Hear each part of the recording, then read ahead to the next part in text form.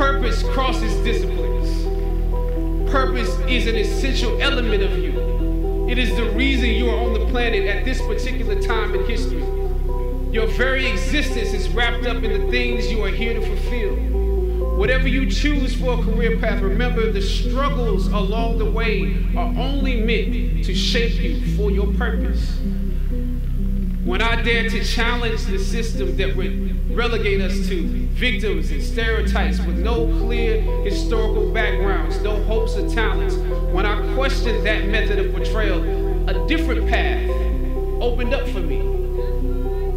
The path to my destiny. When God has something for you, it doesn't matter who stands against it.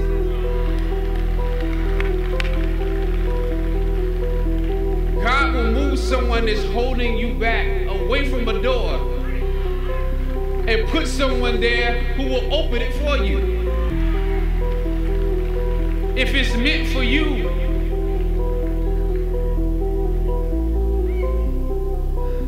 I don't know what your future is, but if you're willing to take the harder way, the more complicated one, the one with more failures at first than successes, the one that has ultimately proven to have more meaning, more victory, more glory, that you will not regret it.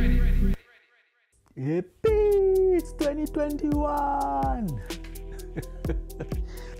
I've been doing a lot of playing games because what else do you do under lockdown? Huh?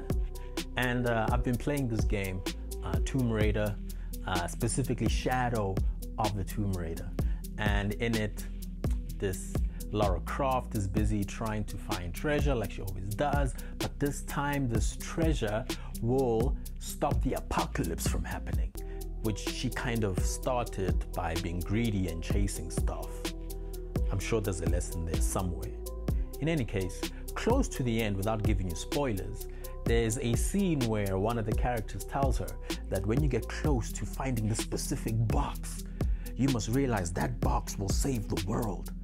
But the box will try and tempt you in telling you that you could have whatever you want. Imagine that. If you would be in a situation where you have a choice between getting every single thing you would want or save the world, what would you do? And I always asked this question last year, and I think in 2021 I'll keep asking it. If you would get everything you would want, how would the world be? Would the world benefit, or would the world live in regret? And let me tell you guys, I've been having a lot of introspection, because what else do you do during a lockdown?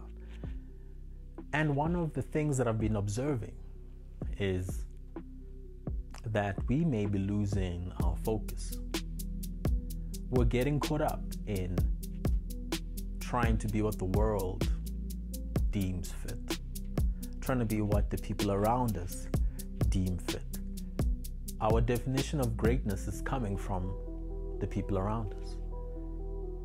Because here's the thing, if you're very, very talented, if you're very, very gifted, if you have a skill that others envy, they will feed you a greatness that will tell you that you could have the whole world if you just stop thinking about other people and just think of yourself. And then while I was making these observations, I was reminded of a time when Jesus gave us a definition of greatness. This section comes from Matthew 23, verse 1 to 12, but I want to get to the end. And I'm using the Message translation because effects. It says, "Do you want to stand out? Then step down. Be a servant. If you puff yourself up, you'll get the wind knocked out of you. But if you're content to simply be yourself, your life will count for plenty." So much of what the world tells us about greatness, it will allow us to get whatever we want, to be wherever we want to be, to own whatever we want to own. It almost makes us feel like we're superior. But let me tell you something. Being ready to serve, being ready to put yourself down, even when you're up, is what will make you great. The greatest influence you'll ever have, the greatest impact you'll ever have and the greatest feeling of fulfillment you'll ever have is if you are able to serve other people. Because as you serve people, it's not like they forgot who you are. It's not like they don't know how great you are according to the world's standards. So when they see you, they realize that they too can become great. That they too can become great and not lose themselves.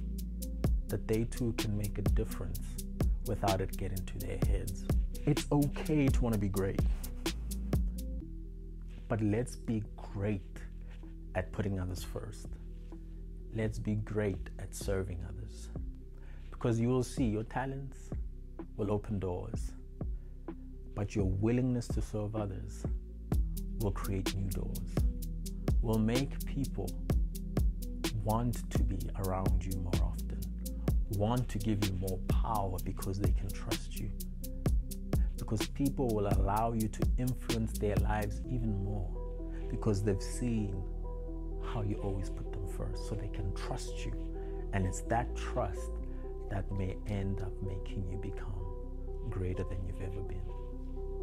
So 2021, it's the year we crave greatness, but the greatness that serves others. So, love God, love people, losers unite.